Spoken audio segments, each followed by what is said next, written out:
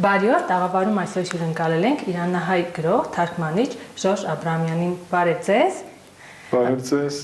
Պարոն Աբրահամյան, ձեր մանկությունը, պատանեկությունը եւ երիտասարդական տարիները անցել են Իրանում եւ բավականին հետաքրքիր մանկություն եք ունեցել, սա պատմվածներից ելնելով եմ ասում, բայց ինչպես կնկարագրեք այդ անցած տարիները։ Անցած տարիները դժվար հարց է։ Շատ վայրիվերումներով տարիներ բնականաբար, դե պատերազմ, 8-ամյա պատերազմը Իրան-Իրաք, ես այդ ժամանակ բանակում է, ծառայում է ռազմաճակատում, բայց իմ ամենամեծ նպատակը դա էր, որ այսինքն ծառայելու նաև մեկ նպատակներից դա էր, որ կարողանամ պասպորտ ստանամ եւ Հայաստան մոտ գործեմ։ Դեռևս 1987 թիվն էր, որ արդեն երբ ծառայությունս ավարտեցի, Հայաստան եկա, բանասիրական ֆակուլտետում սկսեցի սովորել եւ դա շատ մեծ երազանք էր ինձ համար, որ իրականացավ, բայց առհասարակ ես ինքս մանկությունը եւ այդ պատանեկան շրջանը, դե գիտեք, չնայած շատ գեղեցիկ օրերն այդ համայնքային կյանքը ինքը շատ հետաքրքիր է, ինքը փոքրիկ, տենց ոնց որ Հայաստանը լինի, հարազատներ, բարեկամներ, ընկերներ, բայց նաեւ դեռ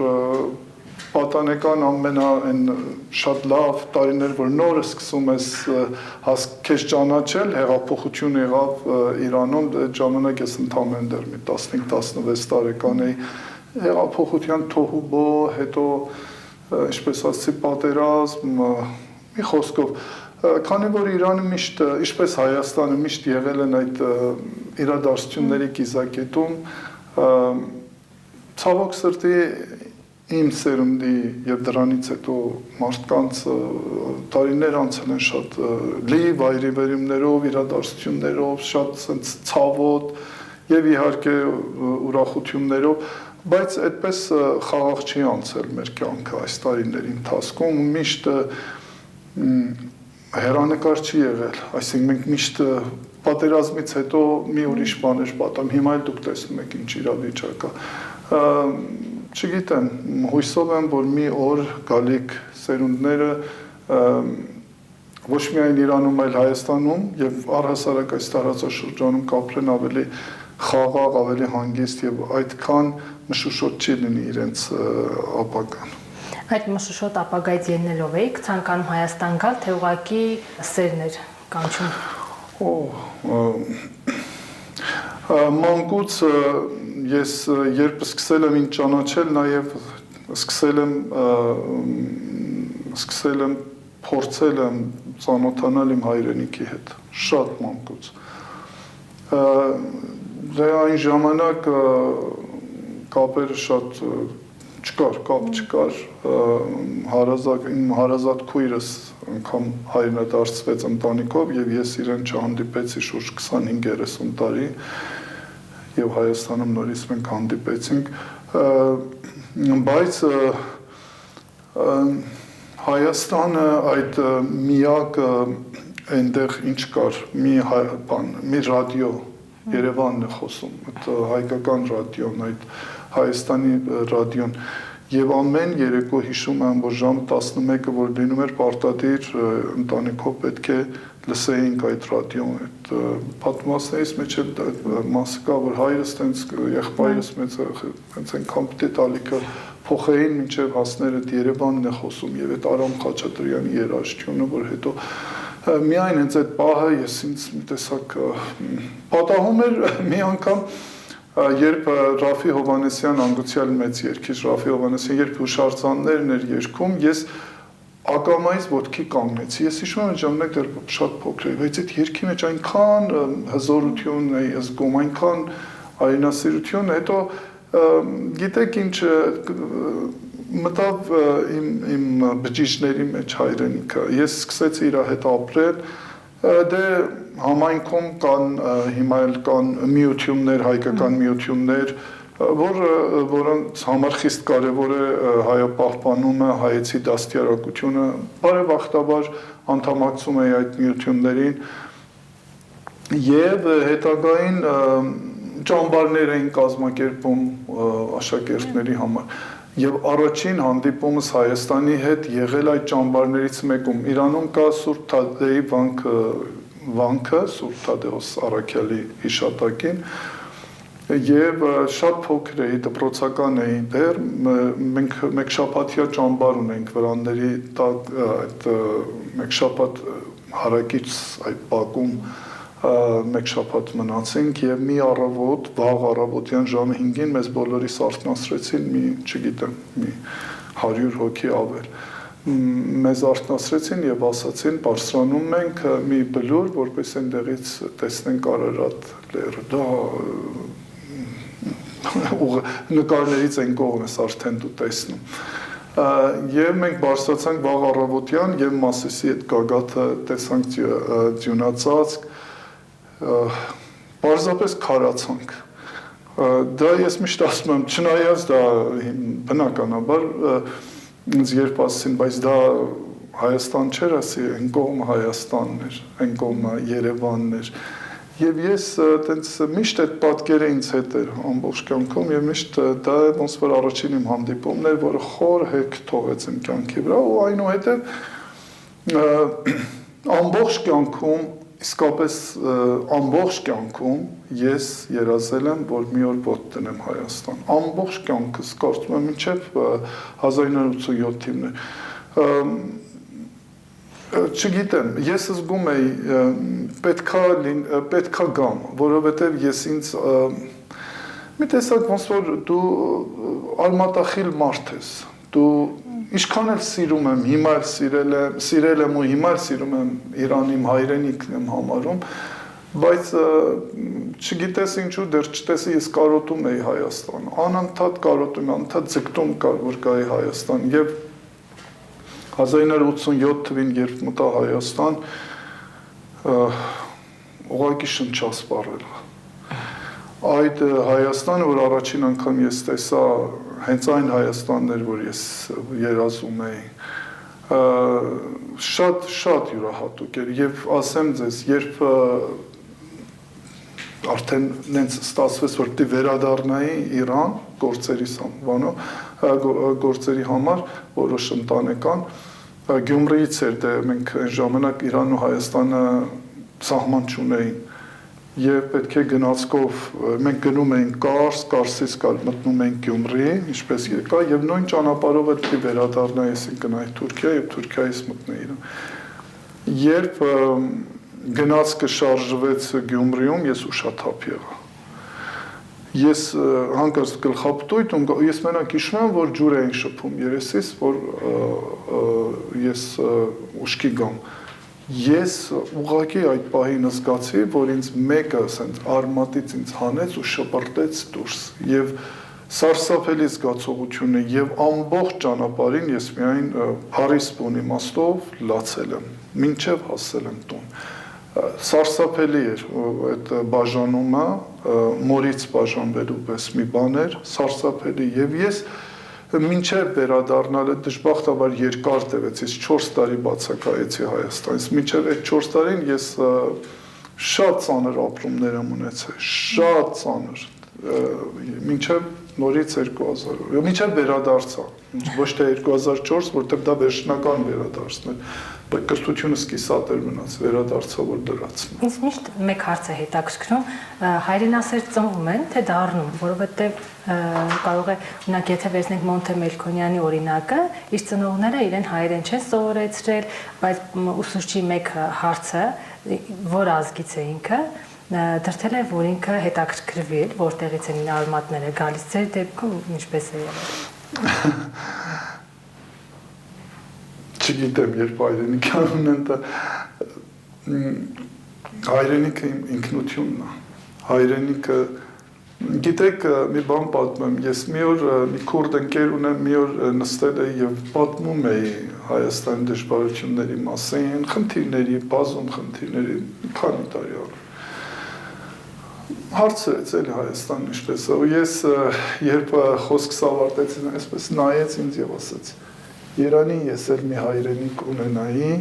եւ նստեի հիմակոդեմ դիմացի եւ իմ հայրենիքի խնդիրները քեզ ասեի։ Գիտեք, ես ինձ թվում է դրանից ավելի վատ բան չկա, որ մեկին ասեն անհայրենիք։ Դա սարսափելի բան է։ Որովհետեւ գիտեք, ես ինձ երբ ասում են ինչու եկար Հայաստան, Իրան այդքան գեղեցիկ եւ բնականաբար Հայաստանն էլ է սիրում, բայց չի որ Հայաստանը ասած փայլում է իր գեղեցկությամբ եւ ուրիշ երկրի հետ չի կարող նմանվի մի խոսքով։ Ես միշտ պատասխանում եմ, ես պատկանելիության զգացողություն ունեմ մի աշխարհ, ես պատկանում եմ մի ընտանիքի։ Այդ զգացողությունից շատ է դուր գալիս։ Հայաստանը փոքր է եւ այդ փոքրիկությունն էլ ինձ դուր է գալիս, որտեւ երբ մտնում ես փողոցները, քեզ թվում է բոլորին ճանաչում ես, քեզ թվում է այդ կնոջ երեկել ես հանդիպել եւ հանդիպել ես իրոք։ Քեզ թվում է ինձ հիմա կարող ես դուր թակես մեկին եւ ասես, որ մի բաժակ ջուր կամ շատ եմ ուզում այստեղ մի բաժակ սուրճ խմել։ Այդ զգացողությունը միշտ ինձ հետ է, այդ պատկանելիության ու դա սրբության պես բան է ինձ համար։ Եվ նաեւ հենց այդ պատկանելիության զգացողությունից ելնելով երբ ես չեմ կարող անընդհատ փնովել իմ ընտանիքին, ես չեմ կարող անընդհատ ասել մենք վատ ենք, մենք չգիտեմ ինչ եք, ու շատ դուր ես չեմ սիրում, ոչ թե դուր չի գալիս, այլ առհասարակ խորշում եմ նման խոսակցություններին։ Ես շատ եմ սիրում իմ ընտանիքը եւ այն օրվանից, որ եկա Հայաստան, լիարժեք վայելում եմ պատկանելիության զգացողությունը եւ դա այն բանն է, որ ոչ մի բանի հետ չեմ փոխել, ոչ մի բանի հետ։ Ես գնում եմ աշխատանքից բերումով արտասահման երկրից դուրս տուրեր եմ տանում, Իրանն էլ եմ շատ սիրում, նույն զգացողությունը չի ասի այդ չափի, բայց ունեմ, բայց վերադառնում եմ, երբ վերադառնում եմ նորից, այսինքն զգում եմ ես հիմա այս ամենը կավարտվի եւ ես կգնամ տուն։ Ոչ թե միայն ընտանիքս այն սպասում, այլ մարդիկ, որ սիրում այդ բոլորը ինձ համար յուրաքանչյուրը հայրենիքի դրսևորում է ինձ համար։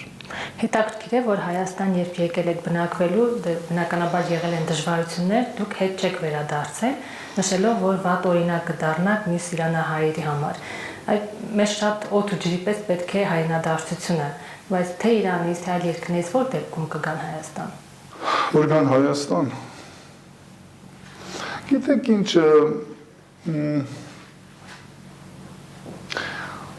ասեմ, Հայաստան գալը նույնիսկ որոշում էլ չի։ Հայաստան գալը, տեսեք կամ դու զգում ես, որ պետք է գնաս տուն կամ թափառես թափառական լինես։ Ինչքան են լավ կյանք ունես, բոլորովին չեմ մեղադրում մարդիկ, որ գնացել են թե Հայաստանից, թե Իրանից եւ ուրիշ Ամերիկա կամ Եվրոպա, իրենց խնդիրներ կան, որովհետեւ երևի շատերը չեն էլ ցանկացել այդ կյանքի հոսքը իրենց այդ տողը տալ։ Ես ասում եմ, երբ եկա Հայաստան, երբ պահը հասունացավ, երբ ես այնպիսի պայմաններում եմ եկել Հայաստան, երբ ես Իրանում շատ լավ ապրում էի, իմ աշխատանքային առաջընթացը շատ բարձր էր, ես աշխատում էի Իրանի հանրային հեռուստաընկերությունում, ես հաղորդավար էի, ուղիղ եթերներ էի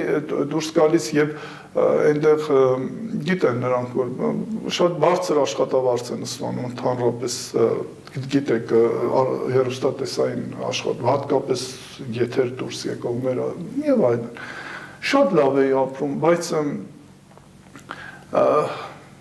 ես մի պահ զգացի որ էլ չեմ կարող պարզապես էլ չեմ կարող ու ես ոչ մտածել եմ ես իմ այնտեղ ոնց եմ ապրելու, աշխատանքի հարցեր, բնականաբար մտածում եմ ինչ եմ, բայց պատկերացրեք ես շատ ինքնավստահ էի գալիս եւ ինձ հետ կային մարդիկ այդ ժամանակ որ գալիս էին, մի ժամանակ շատ հոսքը, շատ ուժեղացավ հայրենադարձվել, շատերը վերադարձան Բայց ես այդ օրը, որ եկա, ինքս ինձ ասաց, բոլոր կամուրջները վառեցի վերադարձի, ասացի, չէ, իրոք չէի ուզում վերադառնալ, ոչ մի դեպքում ես չվերադարձա, չնայած, որ եւ հնարավորություններ կար վերադառնալու եւ նենց իրավիճակներում հայտնվեցի, որ գուցե ելքը վերադարձնել, բայց ուրախ եմ, որ հաղթահարել եմ այդ իրավիճակին հաղթահարել եմ։ Ձեր պատմվածքներում անդրադառնում եք իրանահայերի առօրյային, որքանով է տարբերվում մեր առօրյայից։ Ես ընդհանրապես մարդկանց առօրյան շատ եմ սիրում, այդ մի բաժակ սուրճ խմելը, թեյը, այդ գաթայի բուրմունք, այդ սուրճի բուրմունքը, որ ասոցացվում է հայկականության եւ մանկության հետ, սիրում եմ այդ շատ նման ենք, շատ նման են իրար, ոչ մի բանով տենց չի տենց տարբերում, չէ, նույն Իրանում կանայք սովորություն ունեն տնային տնտեսուհիները հիմնականում, կոնկրետ ժամի 10-ին պետք է սուրճ խմեն եւ այդ ժամը 10-ին այդ խանութները, որ թխվածքի խանութներից բուրմունքը, այդ գաթայի շրջում ամբողջ թաղամասում եւ այդպես հաճելի զգացողություն է։ Համայնքի ձեզ ասեմ, Անի ջան, համայնքային կյանքը շատ հետաքրքիր կյանք է, շատ գեղեցիկ կյանք է։ Այդպես ավանդույթներ, սովորույթներ, մարդիկ, որ այդ փողոցներում, որ բարի լույս է հնչում, հետո մի կողմից եկեղեցու զանգն է այդպես հնչում, մի քիչ վերև պարսկական թաղամասից այդ մզկիթի այդ ձայնը ազանի հետ այդպես միաձուլվում է։ Ես դրա մեջ ոչ մի բան բան չէի տեսնում, մի տեսակ համերաշխության զգացողություններ, մի տեսակ ներդաշնակություն կողքի ու պատկերացրեք հիմա օրինակ սիրում էի որ նույն փողոցում իմ մայրիկը ուներ եւ զրադաշտ ընկերուհի եւ քուրդ ընկերուհի եւ մուսուլման խիստ մուսուլման ընկերուհի եւ ոչ մուսուլման ընկեր եւ հավաքվում էին իրենք մեր տանը եւ երբ գալիս էին մեր տուն, անպայման պարտադիր պետք է, եւ իհարկե հայ ընկերուհիներ, պետք է մայրիկս իրենց համար սուրճ պատրաստեր եւ բաժակ նային եւ այդ բոլորը ինձ, չգիտեմ, տեսակ շատ ջերմություն էր փոխանցում։ Ես ու հիմա էլ որ հերվիս նայում եմ միշտ այդ պատկերը անդադ հիշում եմ այդ ջերմությունը մինչեւ հիմա զգում եմ։ Մեծ տարբերություն չկա կարծես թե այստեղ էլ են բաժակ նայում, բամբասում։ Իմիջայլոց ասեմ, որ բայց հիմա ես իհարկե Հայաստանում էլ սիրում եմ, նույնիսկ Հայաստանում ավելի եմ ջերմություն ազգում։ Ես այդ մեր հավաքները հայկական, որ հավաքվում են, սուրճ են խմում, տեսնում սեղան են բացում, խորոված են սարքում, շատ եմ սիրում։ Դա ինձ համար այդ սեղանը միշտ եղել է, որտեղ մեծ գերդաստան ենք Իրանում, Թեհրանում եւ 7 օր եղբայր եւ հորաքույրեր եւ հավաքվում էին երեխեքով եւ պետք է պարտադիր ամեն կենացից հետո մեկի կենաց որ խմեն երկեին արտասան եւ նույնը որ գալիս է այստեղ է տեսնում այդ ջերմությունը ավելի կրկնակի է զգացի այդ ջերմությունը գիտեք ինչի որտեղ ես վերջին տարիներին կորցրել էի այդ ամեն ինչը արտագաղթի պատճառով շատ էին գնացել հարազատներիցս արտասահման չկար այդ գերդաստանային զգացողությունը վաղուց վերացել էր իմ կյանքից եւ դե մեծերը մահացան եւ երեխաները թորները նրանց աշխարհում մեկ հիմա ծրվել են տարածվել են բայց Հայաստան երբ եկա նորից այդ զգացողությունը ընկերներիս միջոցով զգացի այդ հաճույքը այդ հաճելի զգացողությունը վերապրեցի նորից մեր ընկերական հավաքներում այդպես Տարիներ առաջ Իրանում եղել է ինքնության պահպանման խնդիր հայերի դեպքում անգամ որքանով տեղյակ եմ աշխատել են որպեսզի հայ աղջիկները իրանցիների հետ չամուսնանան հիմա մենք ունենք այդ խնդիրը այդ իհարկե այդ տեսեք այդ մասը ինքը առանձին թեմա է ինքնություն պահպանելը Դրա համար այն բարերից, որ անդադ այն հասկացություններից, որ անդադ դու շոշափում ես եւ ապրում ես նրանով, հայապահպանում, նա շատ տարածված բան է։ Հայեցի դաստիարակություն, հայապահպան, հետագային ես, երբ փոքր էինք անգամ այդ մասին խոսում էին, հետագային հասկացանք ինչի մասին էր խոսքը։ Տեսեք, հայերը երբ 17-րդ դարում բռնագաղթի արդյունքում Իրանում են հայտնվում, դե Իրանը մուսուլման երկիր, հայերը իրանց համար անսովոր էր էլի, փոքրիկ համայնք ու մի աշխարհ մուսուլման։ Ինձ թվում է այդ օրինակ առաջի տեղը, որ նրանք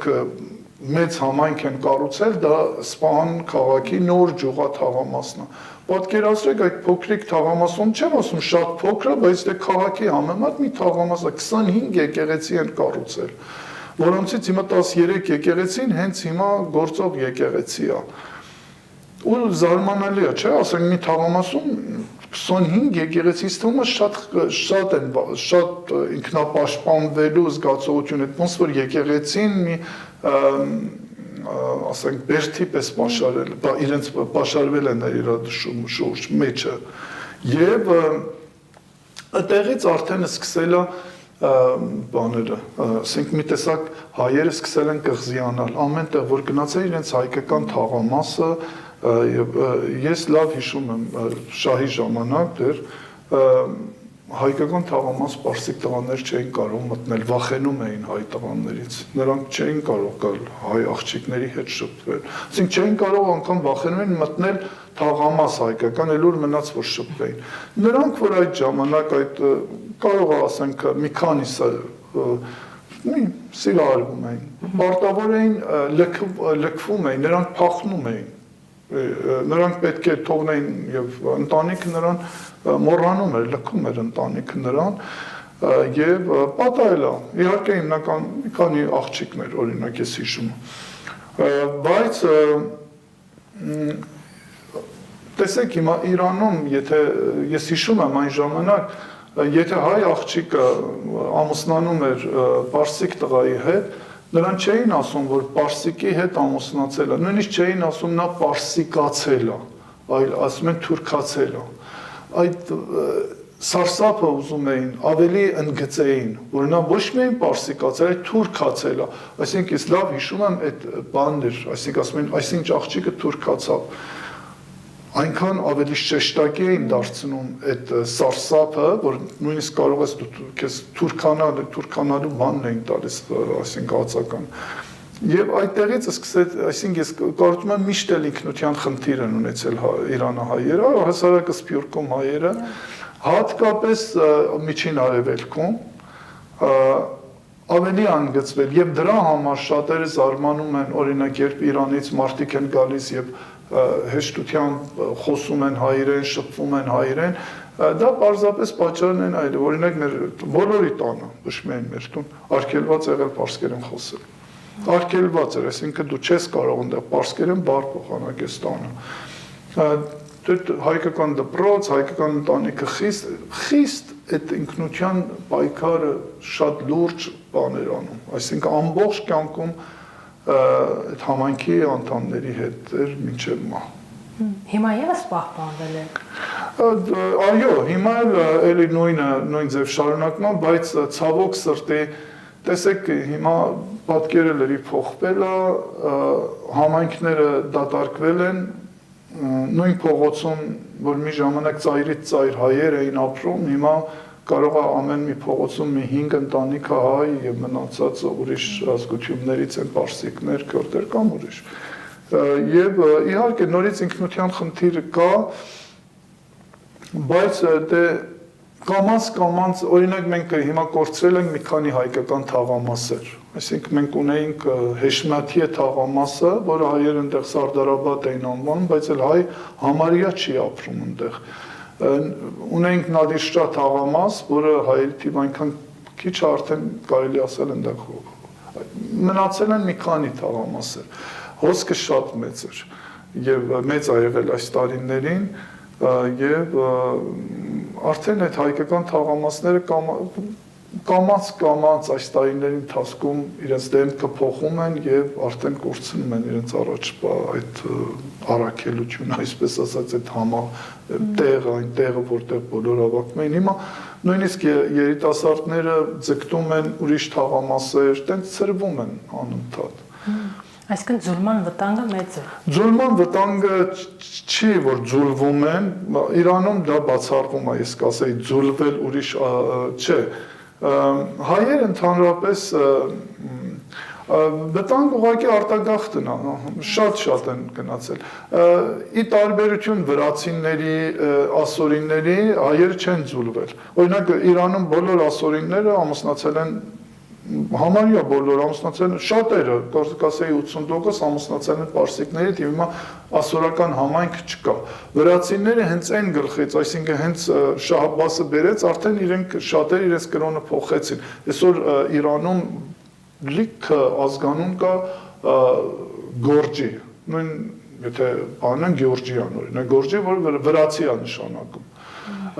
Եվ մուսուլմանները շատ եւ այսօր օրինակ դուք չեք գտնի Իրանում վրացի, որ պահել է իր ինքնությունը, չնայած հայերի հետ միաժամանակ Շահ Աբբասը բերեց նաեւ վրացիներին, նրանք շատ արագ ձուլվեցին, հենց առաջին այդպես 17-րդ դարում արդեն իրենք արդեն վրացի չէին, բայց հայերը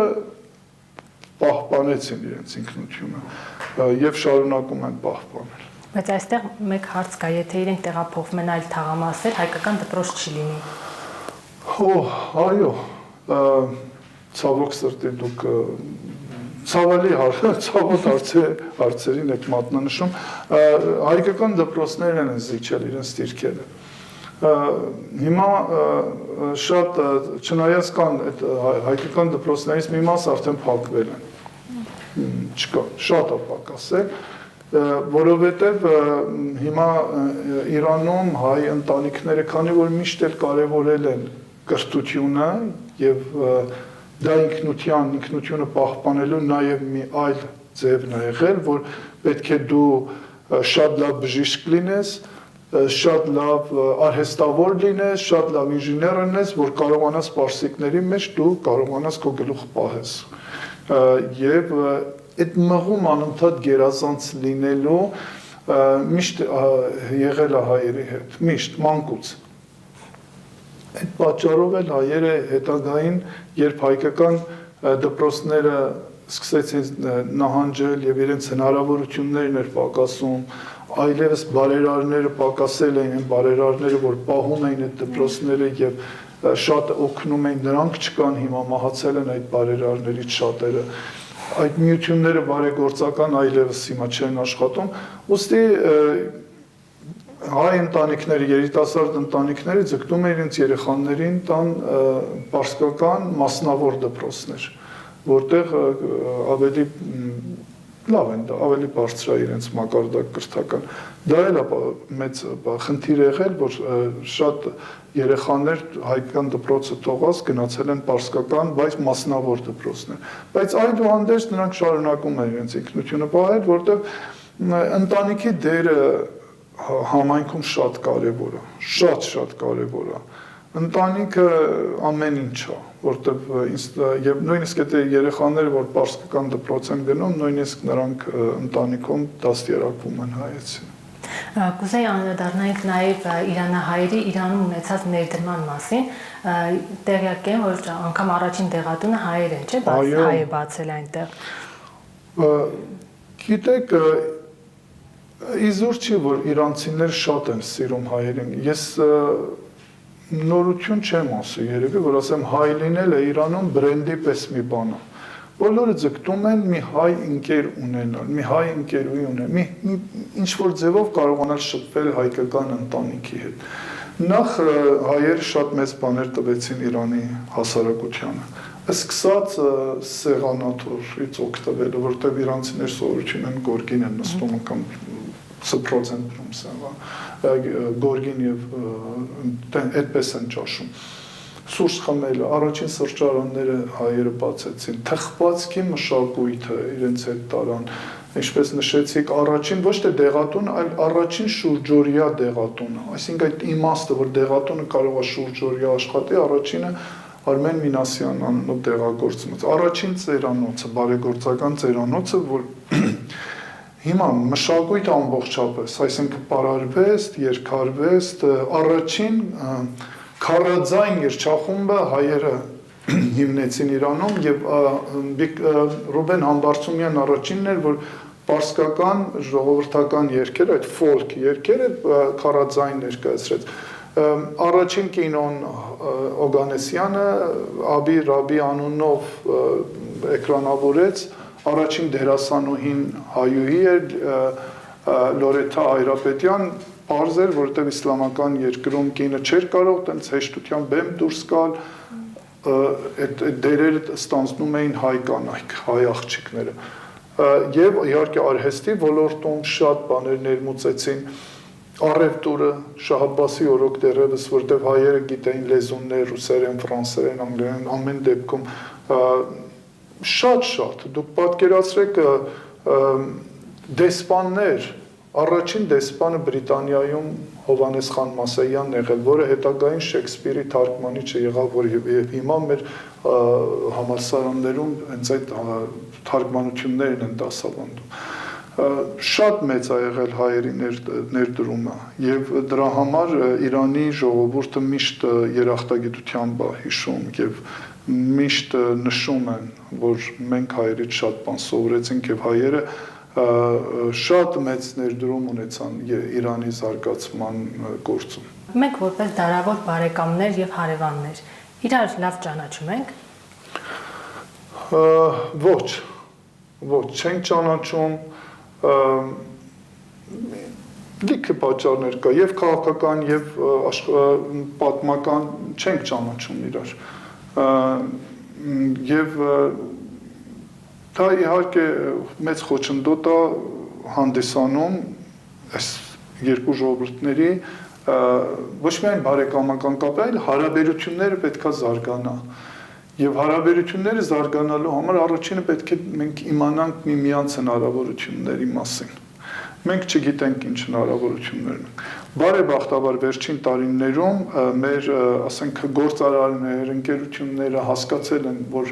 պետք չի հասնել Չինաստան, Դուբայ, կարելի է քթի տակ քո հարևան երկիր ունի շատ մեծ հնարավորություններ եւ ավելի մատչելի, որ կարելի օգտագործել։ Շատ պարզ բան ասեմ, որտեղ ժամանակ են աշխատել Հայաստանում որպես Իրանի հանրային հեռուստաընկերության լրագրող, ես այդ ժամանակ հասկացա, որ մեր 90% սալիկները եւ ինչպես ասում են կաֆիլ մետլաղ բերվում է Իրանից։ Եվ հայեր երբ հասկացան, որ հնարավոր չի, որտեղ շրվում է, ջարդվում է եւ ավելի մեծ ծախսեր պետք է անեն ուրիշ տեղից բերելու համար, հիմա մեծ նույնիսկ այն ես հասկացա այն բանն էլ որ մեն իտալականը, դա իտալական չէ, էլի բերվում է Իրանից, պարզապես իտալական տեխնոլոգիայով է Իրանում արտադրվում։ Դա օրինակ մեծ հաջողություն է։ Ինձ թվում է մյուս եւ իհարկե մեզ համար շատ կարեւոր է Իրանի շուկան։ 85 միլիոնանոց շուկա է։ Մենք պետք է մեր շուկան փոքր է։ Մենք չէ՞ պետք է հույսներ դնենք Ռուսաստանին, որ մենք այնտեղ կարողանանք այնտեղ մտնենք։ Իրանի շուկան շատ կենսունակ շուկա է։ Հույսով եմ Իրանում խաղաղություն կհաստատվի եւ այս պատժամիջոցներն են ախր խոչընդոտ հանդիսանում, որտեղ դա բանկային փոխանցումներն է դժվարացնում։ Եվ մենք արժևում ունենք մի հատ հսկայական շուկա 85 միլիոնից, որ մենք կարող ենք մեր ապրանքները արտահանել նաև Իրան եւ կարծում եմ այդ դեպքում մեր արտադրությունն էլ կզարգանա։ Տարբեր ոլորտներ հասկանալով, որ Իրանի շուկայի պահանջը ինչ է։ Էլ չեմ ասում, որ երբ հիմա խանութները նայում ես, տեսնում ես հայկական լավաշ կա, փաթեթավորված, ջերմուկ շատ կա այնտեղ օրինակ, իրենք սիրում են մեր հայկական ջերմուկը, այդ գազավորված ջուրը։ Մի խոսքով կարծում եմ այո, մենք եթե կարողանանք հույսով եմ խաղաղություն հաստատվի ամբողջ տարածաշրջանում, մենք նոր հնարավորություններ կունենանք։ Այս տարիների ընթացքում շատ եմ փորձել ես, որպեսզի իրանցի հայաստանցիներին Իրան տանեմ, մինչև հիմա շարունակվում է, որպեսզի տեսնեն Իրան ինչպիսի հնարավորություն ունի եւ հանգստանալու համար մատչելի գներով եւ մի խոսքով հետո շատ հեշտ է Իրան մտնելը, այսինքն դուք մարդիկ անգամ հնարավորություն ունի ինչ անում են իրանցիները շաբաթավերջ գնալ Իրան կամ շաբաթավերջ գալ Հայաստան շատ մեծ են հնարավորությունները եւ շատ հույս ունեմ որ երբ վերջնական խաղաղություն հաստատվի եւ վերանան Իրանի վրայից այդ պատժամիջոցները ինձ թվում է մենք շատ նոր հնարավորություններ կբացեն երկու երկրների առջև համագործակցության Իսկ մշակութային առումով համագործակցություն կա թե ոչ Այո մշակութային օրինակ վերջերս հենց այս մի հատ լավ նմուշ Չարենցն ամեն Եղիշե Չարենցի լավագույն պոեմներից մեկը որը իր սերն է Իրանի նկատմամբ ամեն տողում Շիրազի մասին է խոսում Մաքվից է խոսում Եղիշե Չարենցի տուն-թանգարանի նախաձեռնությամբ եւ մշակույթի նախարարության աջակցությամբ ես թարգմանեցի Չարենցնամեն եւ հնարավոր է որ մյուս արդեն պայմանավորվել ենք որ մյուս գործերն էլ Չարենցինը պարսկերենի թարգմանում եւ իհարկե այստեղ ուրիշ գրքեր որ թարգմանել եմ Ռումինա եւ Հաֆեզը իրանցի մեծ պոետներ եւ արխիվում նոր ծրագրեր կա եւ հույսով եմ որ կարողանամ այսինքն առաջին քայլը Չարենցնամեն էր բայց շատ եմ ուզում որ մեր հայ գրականությունը նաև ներկայացնել իրանցի ընթերցողներին մշակութային առումով էլի դեռ գոհացուցիչ չի բայց օրինակ պարսկերեն լեզվի դասընթացներ կա բայց դա դեռ չի ասում ես կասեի ոչ բավարար չի ես կասեի որ շատ անելիքներ կան գիտեք երկու ժողովուրդները էլի նորից մշակութային ոլորտում ունեն մեծ հնարավորություններ որ պետք է փոխանակեն օրինակ կավագործությունը եւ Իրանում շատ մեծ անցյալ ունի եւ Հայաստանում մեր վարպետները պետք է կարողանան իրար հետ աշխատել եւ օրինակ Իրանից մատերիալ վերել լիք բան պետք է որ հիմա ես գիտեմ կավագործերը ճիշտ է որոշ մաս բերում են Իրանից բայց շատ թանկ նույն բաներ օրինակ ես ասեմ մեր դուդուկի ղամիշի այդ բերվում է Իրանից որ վարպետները Իրանից են բերում եւ այստեղ մշակում են սարքում են ղամիշ այդ եղեգները բայց այո դուք ճիշտ հարց եք տալիս եւ իմ կարծիքով տնտեսական հարաբերությունների հետ պետք է նաեւ շատ լուրջ ուշադրություն դարձվի մշակութային համագործակցությանը Ինչպես եք ընտրում թե որ բանաստեղծի գործը թարգմանեք եւ հայերենից պարսկերեն եւ հակառակը տեսեք Իրանական գրականությունը շատ հարուստ է, Իրանի գրակը շատ հարուստ է։ Երբ ես շատ պատահաբար սկսեցի թարգմանությունը, ես միշտ ասում եի իմ գործը չի, բայց թուրերի ժամանակ երբ ես հաճախ Շիրազ ենք այցելում նաև եւ Հաֆեզի դամբարան պարտադիր ծրագրի մեջ է, փորձում էի Հաֆեզին ներկայացնել ոչ թե իր կենսագրությունը, այլ վերջապես ինչու է այսքան Հաֆեզը, օրինակ անգամ Հովանես Շիրազը սիրել, Սայաթ Նովան անգամ ճանաչել եւ ազդվել Հաֆեզից։ Սկսեցի բանանել, ասենք թուրերի համար թարգմանություններ անել, դա հետո դրեցի Facebook, հետո արձագանքները շատ լավ եղավ, եւ հետո մեկը մյուսին հաջորդեց, երբ Հաֆեզը Զանգակ հրատարակչություն ընդունեց եւ հրատարակեց եւ վերահրատարակվեց անգամ Հաֆեզը եւ դա իսկապես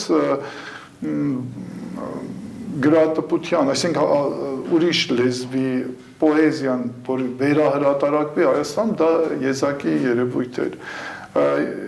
Որոշեցի հետո ռումին թարգմանել, որ մտածեցի հիմա ժամանակն է, որ այդ մեծություններին, դասական մեծություններին ներկայացնել Ռումին էլի հիմա արդեն վերահրատարակվում է, տպարանում է եւ Խայամն արդեն պատրաստվում վերահրատարակվի, թարգմանել եմ արդեն հրատարակվի եւ իհարկե այդ մեծություններից հետո ինձ թվում է կանցնեմ մի քիչ, այսինքն ավելի շատ ժամանակակից գրականություն ներկայացնել։ Փոխադարձաբար շատ եմ ուզում մեր հայ գրականությանը ծանոթ լինեն իրանցիները, ճանաչեն։ Հատկապես մեր դասականն է։ Դե ասեմ, որ օրինակ բանը թարգմանվել է պարոն Մազատ Մաթյանը, օրինակ Մաթյան ողբերգությունը պարսկերեն թարգմանել շատ գեղեցիկ, բայց շատ կուզեի օրինակ Սայաթնովան թարգմանվել, որտեղ շատ մոտիկ է արևելյան այդ պոեզիային, շատ մոտիկ է Հաֆեզի գազելներին, շատ եմ ուզում մեր գուսանական, որտեղ խիստ ես շատ իմաստալի պոեզիա ունի մեր գուսանական դպրոցը եւ աշխուղական հետագային կարծում եմ զբաղվեմ այդ գործով Սայաթնովան ներկայացնեմ իրանցի ընթերցողներին Ես մի փոքր նախանձում եմ իրանցիներին, որովհետև իրենք եւ իրենց պատմամշակութային ժառանգությունն են պահպանել դարերով եւ մեծարում են նաեւ իրենց մեծերին, այսպես ասած, բանաստեղծներին Հաֆեզի գերեզմանը, եթե օրինակ բերենք, չէ, վարդերով, չգիտեմ, այգիներով եւ հերթ է, տոմսը գնելու համար, այո, մարդիկ հերթի մեջ են, որ տոմս վերցնեն, ընդամեն մտնեն դամբարան, ընդամեն, այնտեղ ոչ մի միջոցառում չկա, շատ գեղեցիկ է իհարկե, բայց տոմսը վաճառվում եւ հերթ է, այսինքն մենք երբ տուրիստներից տանում մենք պետք է հերթի մեջ գնանք տոմս վերցնենք եւ դա հատկապես շաբաթավերջ չէ, բայց դա մի կողմ եւ այնտեղ ընտանիքները իրենց երեխեքին են բերում մանկուց երեխան Հաֆեզի ոչ մի բանաստեղծություն էլ չի կարդացել բայց Հաֆեզը դառնում է իր կյանքի մի մաս ինքը անընդհատ ամբողջ կյանքում այդպես մեծանում է Հաֆեզ մյուս բանաստեղծներին էլ բայց դրանից ավելի կարևորը այն է որ տեսեք իրանցիները շատ ուսանելի բան է ես իմ տուրիստներից հատկապես նրանք որ գիր ու գրականության եւ մշակույթի հետ են շփվում շատ են նկատում դա մշակույթը գիր ու գրականությունը իրանցիների առօրյա կյանքում է տեսեք իրենք Հաֆեզը իրենց բանաստեղծությունները բեմ չեն իրենք հենց առօրյա կյանքում օրինակ թաքսու վարորդ երբ սկսում է խոսել ինքը ասում ինչպես Հաֆեզն է ասում մենք մի անգամ մեր զբոսաշրջիկներով մտանք մի հատ շատ լավ հիշում եմ երևի գնային նրանք կհիշեն պաղպաղակ առնելու պարսկական պաղպաղակը շատ հայտնի է եւ համով է մտանք եւ այդ ասաց որտեղից են մեր ընկերները ասեցի Հայաստանից դες խոսեցինք պարսկեն հեսավ դե գիտե իրան ասի դե մի քիչ զարմացրու իրենց քո գիտելիքներով տարիքով մարդ էր որ պաղպաղակ էր վաճառում խանութ է մաքուր շատ Հաֆեզի մասին այնպեսի դասախոսություն արեց ես թարգմանել եմ ժողովուրդ զարմացել են ոնց կարելի է պաղպաղակ վաճառով այսպես Սաադի գիտի այդպես իրենց պոեզիան ծայրից ծայր դուք Իրանում դժվար թե հանդիպեք մարդու որ գոնե մի քանի գազել Հաֆեզից անգիշ չի երիտասարդ պատանի մեծ դա օրենք է Էլ չեմ ասում, որ իրենց նորուզը, որ մարտի 21-ինը պարտադիր իրենց սուրբ գրքի կողքը, պետք է պարտադիր սեղանին դնում են նաև Հաֆեզի գազելները, հետո բախտագուշակություն են անում Հաֆեզի գազելներով, այսինքն երբ որ մի որոշում է ուզում կայացնի մարդ, դիմում է Հաֆեզին, այդքան են բանանում, այսինքն կարևորում Հաֆեզի կարծիքը 7 անգամ տես խորհուրդը իր մտքում կրկնում է 7 անգամ հպում է այդ էջը եւ այսպես եւ մինչեւ օրինակի համար 7-րդ անգամ բացում է եւ կարդում է որ Հաֆեզ իրեն ինչ խորհուրդ է տալիս Եվ դա դարերից եկած ավանդույթ է, ամեն նոր տարվան, նույնիսկ առավոտյան մարդը ուզում է գնա աշխատանքի կամ մի բան է որոշը պետք է այդ օր անի, դիմում է Հաֆեզին։ Դա իրենց երաժշտությունը։ Այսքան օրինակի համար բանանում արևմտաեվրոպական, այսինքն այդ երաժշտությունը երիտասարդները լսում են, բայց առաջին տեղում իրենց ավանդական, դասական երաժշտությունն է։ Իրենց դասական Իրանում մի դասական երաժիշտների համերգները մի քանի ժամվա ընթացքում տոմսերը վաճառվում դասական, այսինքն ծանր դասական երաժշտություն, իրենց ավանդական երաժշտություն վերջին տարիներին հատկապես մեծ բան եղավ մշակութային, այսպես ասած, զարթոնք տեղի ունեցավ վերջին տարիներին, որ երիտասարդները սկսեցին քամանչա նվագել, թառ նվագել ու դրանք բանանել համադրել ռոք երաժշտության հետ ու հիմա շատ տարածված է այդ երևույթը։ Ես շատ եմ ուզում մենք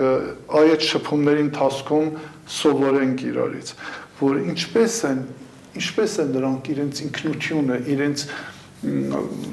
պահում, եւ դրա համար է Իրանը շատ հետաքրքիր աշխարհի համար, որովհետեւ նրանք կարողանում են ներկայացնել իրենց ինքնությունը այնպես ինչպես որ կան ու չեն ամաչում ու ընդհակառակը հպարտանում են իրենց ինքնությամբ, իրենց ծեսերով, անգամ եթե պիտի ինքը գորգին է նստում եւ գորգի վրա է ինքը սփռոցփռում եւ իր շուրջ նստում են, դա չի թաքցնում, չի ձևացնում, որ ես անպայման պետք է Եվրոպայում պատարակաղու դանակ առնեմ, ինքը ընդօրինակելու բան չունի, ձգտում չունի, ինքը հենց անում է այն ինչ որ իրեն հոգեհարազատ է, դա բռնազբոսիկ բան ճիշտ ասեցի, այո,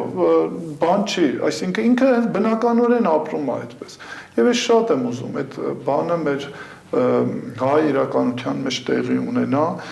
հատկապես երիտասարդների շրջանակում։ Շատ եմ ուզում, որ իրենք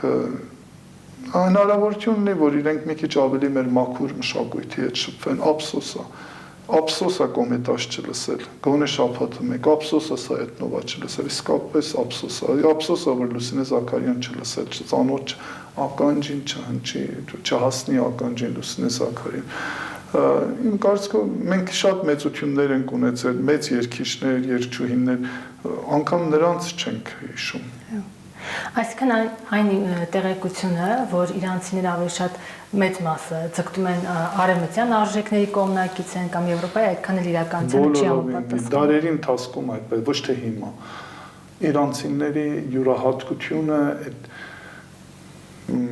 ես կասեի այնքան իրենց մշակույթը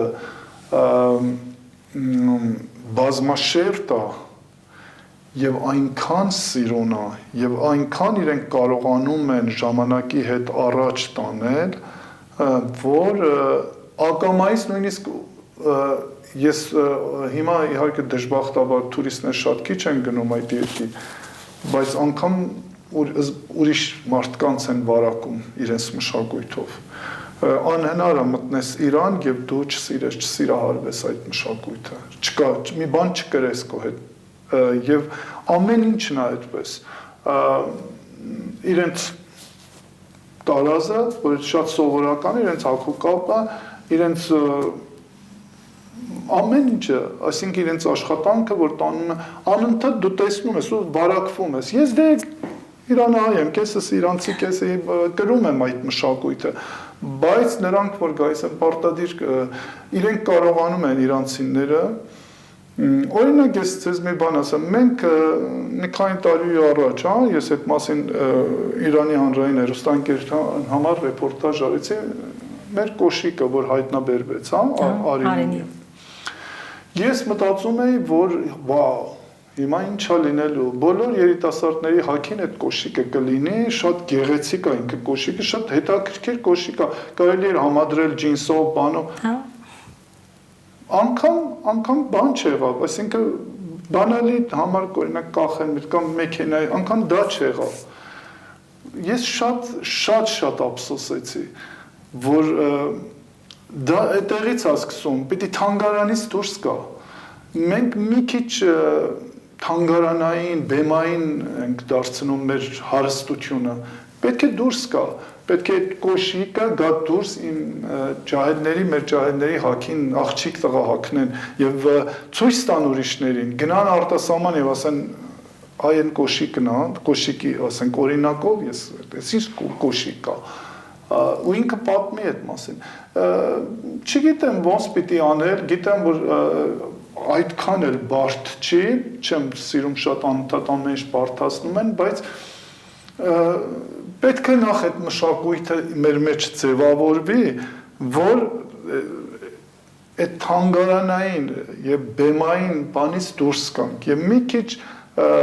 մեր առօրյա կյանքում ավելի շատ զգանք մեր մշակույթը։ Ոչ թե գնանք թանգարան, հետո դուրս գանք, չգիտեմ, արդեն մեզ զգանք որպես եվրոպացիներ ու լրիվ ուրիշ ձև ապրենք։ Դե հիմնականում զարդեր են կրկնօրինակում մեզ մոտ։ Այո, հիմա դա շատ լավ է, ճիշտ բան նկատեցիք, այդ տենդենսը ես զգում եմ, որ հիմա արծաթեղեն զարդերում, սա վերջին, լավ օրինակ։ Կարելի է այդ նման օրինակները տարածել։ Հիմա օրինակ եմ հայկական զարդ գրելը շատ մոդայիկ է եւ աղջիկները գրում են շատ սիրուն են նաեւ, շատ ճաշակով։ Այդպես լավ բան հիշեցրեցիք։ Բացի պատմվածքներ, դուք նաև բանաստեղծություններ եք գրում։ Այո։ Ինչի մասին է վերջին։ Բանաստեղծություններ ես Իրանում բանաստեղծություն, որ Իրանահայ համայնքում ճանաչված էի որպես բանաստեղծ։ Երկու գիրք այնտեղ հրատարակեցի եւ ուրիշ ոչինչ եւ օրագիր։ Եվ հիմա մի տեսակ նորից հետո երբ Հայաստանում նույնիսկ երբ ավելի շատ ես չեմ գրում, ես այն բոլոր կարոտներս, այն բոլոր իմ ապրումները, որ ունեցել եմ, դրանք ոնց որ ուզեմ նորից վերհիշում եմ իմ պատմվածքների միջոցով։ Ես դրանք մի տեսակ ինձ համար շատ կա բարձրաձայնելու պես է, այսինքն այդքան էլ ես դրանք չեմ ասում, ես եմ պատմվածքներ, բայց քանի տարի է սկսել եմ արդեն պատմվածքներ գրել, արդեն բանաստեղծություններ չեմ գրում, հիմնականում պատմվածքներ եւ արդեն երկրորդ գիրքս էլ հրատարակությունը զանգակը շուտով կհրատարակի, այստեղ չեմ լացում։ Էլի այդպես իրանահայկական միջավայր եւ էլի նորից այն բոլոր բաներ, որ ես իմ կյանքում տեսել եմ, զգացել եմ որպես իրանահայ եւ իրանական հասարակությունում եւ այդ փոքրիկ հայկական եւ Հայաստան դրա երկրորդ գիրքս արդեն։ Ես ձեր վերջին տողերից մեկը հիշեցի, որ հատված լույսը բացվեց եւ օրը չգիտի, սարսափից չգիտի թե որտեղ թաքնվի։ Սա այս Ամերիկայի եւ Իսրայելի ստանձնած այդ պատերազմի ժամանակ է գրել իրան։ Այո, շատ սարսափելի զգացողություն էր, որ երբ առավոտը զարթնում ես եւ դու զգում ես, որ խեղճ օրը սենց ամեն կողմից թիրախավորված է, երբ դու գիշերը այդ ամբողջ այդ օրվան, այդ խեղճ ու կրակ օրվան ուզում ես ստանում ես, սրբում ես այդ բոլոր արյունից փոշուց եւ առավոտ երբ նորից լույսը բացվում է ինքը իրոք չգիտի որտեղ թաքնվի, որ այս հորձանուտից։ Այո, այդ իմ վերջին բանաստեղծություններից է, չգիտեմ, դա ցանկությունն է, որ յուրաքանչյուր մարդ ունի առաջին խաղաղություն, որպես իրանահայ ես միշտ երկու անգամ հայրենիքիս համար, ասենք միշտ անդադու մի աչքը Իրանի վրա, մի աչքը Հայաստանի վրա, Իրան-Իրաքի պատերազմը 8-ամյա, ես այդ պատերազմը ինչպես ասել, հետո 44 օրյա պատերազմը Ղարաբաղ 90-ական թվականներ, հետո հենց որ ասում ես լավ ավարտվեց, ոնց որ վերջին արարն էր, հիմա լավ, վատ, ամեն դեպքում հիմա խաղաղություն է, հիմա մի խոսքով, բայց հանկարծ ռումբերը պայթում են մյուս քո հայրենիքում։ Ու անընդհատ ցավում ես, որ քո անընդհատ այդ իրավիճակում ես հայտնվում եւ չգիտեմ, հույս ունեմ, շատ հույս ունեմ, որ գոնե չգիտեմ, այս տարի եւ Հայաստանը եւ Իրանը վերջնական խաղաղություն մեջ կապրեն։ Գիտեք, ես մեր տարիքի մարդիկ ասում են մենք ապրեցինք, էլի, լավ վատ ապրեցինք, բա նոր սերունդը, այն սերունդը, որ պետք է գա, այս երիտասարդները, ես միշտ ցավով էի նայում այս մեր տղաներին ու ասում էի յուրաքանչյուր տղա, որ ծնվում է անմիջապես հաստատ իր մայրը եւ հայրը ծնողները անմիջապես իրան արդեն զինվորական զգեստի մեջ են պատկերացնում։ Ու հետո Եվրոպա տեսնում ես անհոգ երիտասարդություն, որ միայն կրթություն եւ իրենց ապագան են կերտում, նախանձով ես լցվում, որ ինչու իմ երիտասարդը, իմ ջահելները չպիտի եւ Իրանում եւ Հայաստանում չպիտի այդքան ինչու անհոգ չպիտի լինեն, ինչու չպիտի ապրեն խաղաղությամբ, ինչու չիմանա, որ 5 տարի հետո ինչ են անելու։ ինչու այսքան մշուշոտ լինի իրենց ապագան։ Դա ինձ շատ է ցավ պատճառում։ Ես շատ եմ ուզում, մեր երեխեքը ափսոս են, նրանք արժանի չեն այս կյանքի։ Պետք է իրենք շատ լավ ապրեն, պետք է իրենք առաջին հերթին խաղաղ երկնքի տակ ապրեն, պետք է իմանան իրենց վաղվա ծրագիրը ինչ է, ինչով են զբաղվելու։ Եվ հույսով եմ, որ իզուր չի, որ մեր հայերը առաջին կենաց են, որ բարձրացնում են խաղաղության կենացն են խմում, որտեղ մենք անընդհատ երկրորդ աշխարհամարտից ու դրանից առաջ միշտ զգացել ենք, որ խաղաղությունը հացի ջրի պես, կենսական, շատ կարևոր, օդի պես, օդու ջրի պես մեզ համար նշանակությունն է, եւ առանց դրա մենք ոչինչ չենք կարող անել։ Իրանցիները շուտ հանձնվող են։ Հանձնվող ոչ, իրանցիները շատ համառ են։ 8-ամյա պատերազմում իրանցիները, չնայած որ Իրաքը դե էլի գերտերությունների աջակցությամբ հարձակվեց Իրանի վրա եւ գրավեց Իրանի հարավային մասը, բայց նրանք շպրտեցին դուրս թշնամուն եւ մի թիզող անգամ չանձնեցին։ Իրանցիները համառ են։ Դրա համար Թրամփի բոլոր հաշվարկները այնպես չէին, որ ինքն էր ենթադրում, որովհետև շատ էր ինքը մտածում, որ Վենեսուելայի օրինակը կարող է լինի, օրինակ եթե իրենց առաջնորդին խփեն, ուրեմն երկիրը կհանձնվի, կամ Լիբիա, կամ մյուս, բոլորը այդպես է եղել, կամ Իրաքում Սադամին երբ խորտակեցին։ Իրանցիների համար, իրանցիները հենց որ հայրենիքի խնդիր է լինում, հենց որ տարածքային ամբողջականության խնդիր է լինում, պետականության, իրենք միավորվում են, որտեղ նրանք շատ լավ գիտեն, որ դա վարչակարգերը, պետություն, կառավարություններ գալիս գնում են, իսկ այդ քո հայրենիքը մնում է, տարածքային ամբողջականությունը կարմիր գիծն է, պետականամետ են իրենք, իրենց համար դա կարմիր գիծ է,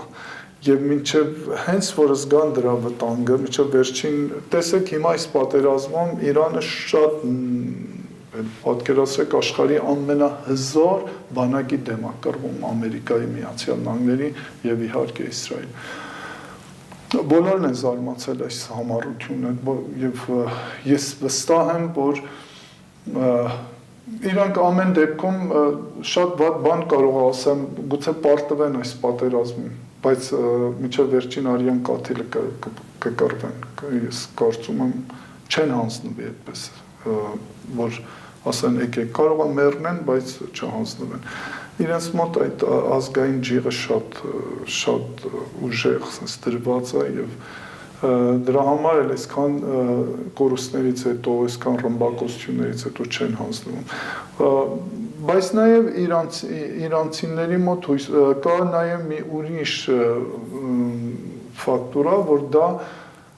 ժամանակին ճիշտ որոշում կայացնելու այդ բանն է, այսինքն հատկությունն է։ Հույսով եմ, որ դա այս անգամ շատ չի ուշանա եւ կհասկանան հենց ճիշտ ժամանակին, որ հիմա ժամանակն է, որ ինչ որ ոչ թե տարածքային, այլ ինչ որ քաղաքական զիջումների գնալ, որպեսզի կարողանաս պահես այդ պետականությունը, այդ տարածքային ամբողջականությունը։ Դա դարերից եկած բան է, կապ չունի հիմիկվա ռեժիմին կամ նախին։ Իրանցիների մոտ դերևս Աքեմենյան թագավորությունից գալիս է պետականության նկատմամբ իրենց զգացողությունը շատ արմատավորված է։ Նրանք հայրենիքը միայն այսօրվա համար չեն նայում, հայրենիքը նաև գալիք սերնդին է պատկանում։ Շնորհակալություն։ Ես եմ շնորհակալ։ Մենք զրուցում էինք իրանահայ գրող, թարգմանիչ Ժորժ Աբրահամյանի հետ։